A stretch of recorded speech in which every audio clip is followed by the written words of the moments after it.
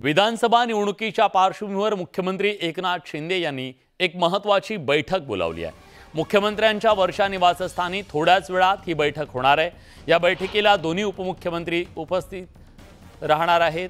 अजित पवार नाशिक दौरा सोडून मुंबईत होणाऱ्या बैठकीत सहभागी होत आहेत। दरम्यान या बैठकीत काय निर्णय होतो हे पाहणं महत्त्वाचं आहे।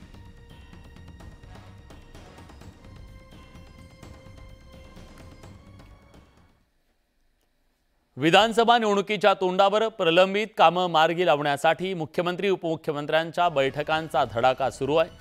मुंबईला जोडणाऱ्या एमएमआर रिजन मधल्या ठाणे, रायगड, पालघर, भिवंडी, जेएनपीटी रस्त्यावरच्या खड्ड्यांमुळे आणि प्रलंबित कामांमुळे वाहतुकीचा खोळंबा होतोय।